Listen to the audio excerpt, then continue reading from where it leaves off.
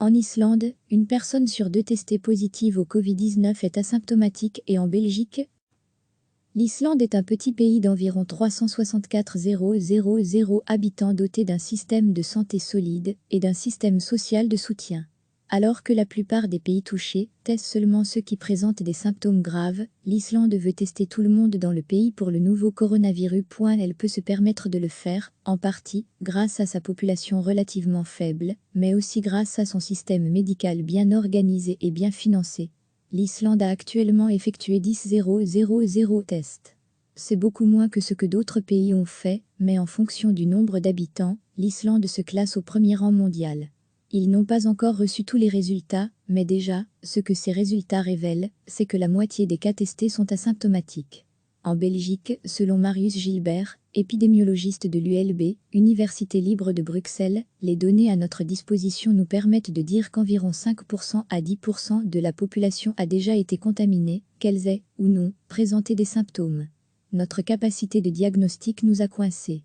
Mais avec une capacité de diagnostic limitée, nous avons déjà de bonnes valeurs grâce au nombre d'hospitalisations. Ensuite, combien de personnes sont immunisées en Belgique ? Pour le savoir, nous devrons réaliser des tests sérologiques. Avec quelques milliers de personnes testées, nous aurions une idée précise du taux d'immunité de la population belge. Une information importante pour sortir du confinement. L'Organisation mondiale de la santé exhorte également les pays à accroître autant que possible leur capacité de dépistage. Vous ne pouvez pas combattre le feu les yeux bandés, et nous ne pouvons pas arrêter cette pandémie si nous ne savons pas qui est infecté, a déclaré le Dr Tedros Adhanom Ghebreyesus cette semaine. Nous avons un message simple pour tous les pays. Test, test, test. Testez tous les cas suspects. À cette exhortation, l'épidémiologiste Marius Gilbert répond plus modestement qu'en Belgique, il faut que le chiffre des personnes contaminées diminue et que la capacité de test augmente. On ne peut basculer sur une stratégie de test qu'à partir du moment où la capacité de diagnostic est largement supérieure au nombre de personnes infectées.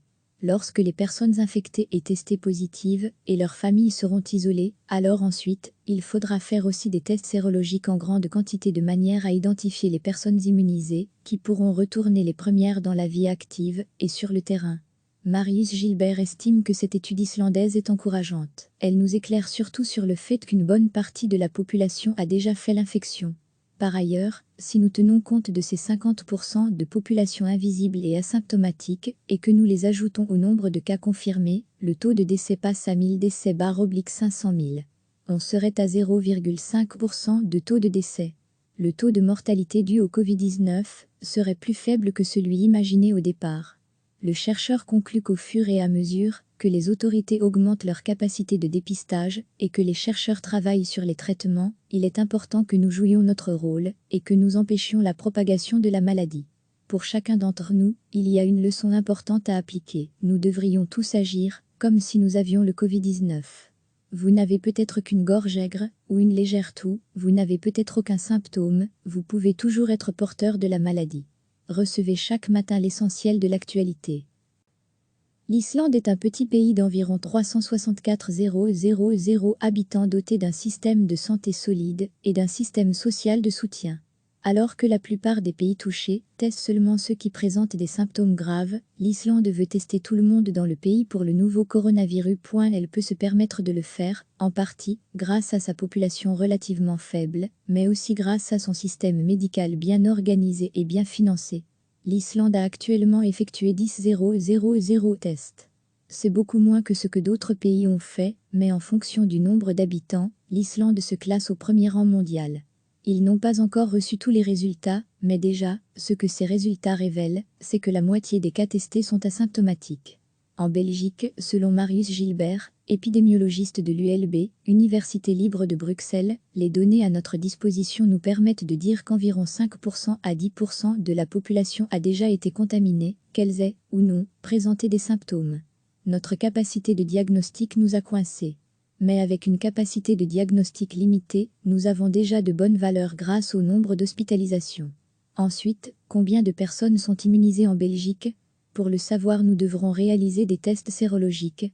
Avec quelques milliers de personnes testées, nous aurions une idée précise du taux d'immunité de la population belge. Une information importante pour sortir du confinement. L'Organisation mondiale de la santé exhorte également les pays à accroître autant que possible leur capacité de dépistage. Vous ne pouvez pas combattre le feu les yeux bandés, et nous ne pouvons pas arrêter cette pandémie si nous ne savons pas qui est infecté, a déclaré le Dr Tedros Adhanom Ghebreyesus cette semaine. Nous avons un message simple pour tous les pays. Test, test, test. Testez tous les cas suspects. À cette exhortation, l'épidémiologiste Marius Gilbert répond plus modestement qu'en Belgique, il faut que le chiffre des personnes contaminées diminue et que la capacité de test augmente. On ne peut basculer sur une stratégie de test qu'à partir du moment où la capacité de diagnostic est largement supérieure au nombre de personnes infectées.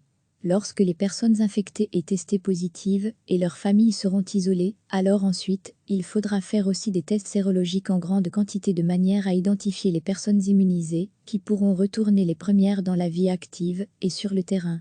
Marius Gilbert estime que cette étude islandaise est encourageante. Elle nous éclaire surtout sur le fait qu'une bonne partie de la population a déjà fait l'infection. Par ailleurs, si nous tenons compte de ces 50% de population invisible et asymptomatique et que nous les ajoutons au nombre de cas confirmés, le taux de décès passe à 1000 décès / 500 000. On serait à 0,5% de taux de décès. Le taux de mortalité dû au Covid-19 serait plus faible que celui imaginé au départ. Le chercheur conclut qu'au fur et à mesure que les autorités augmentent leur capacité de dépistage et que les chercheurs travaillent sur les traitements, il est important que nous jouions notre rôle et que nous empêchions la propagation de la maladie. Pour chacun d'entre nous, il y a une leçon importante à appliquer. Nous devrions tous agir comme si nous avions le Covid-19. Vous n'avez peut-être qu'une gorge aigre ou une légère toux, vous n'avez peut-être aucun symptôme, vous pouvez toujours être porteur de la maladie. Cliquez sur s'abonner pour recevoir les dernières nouvelles.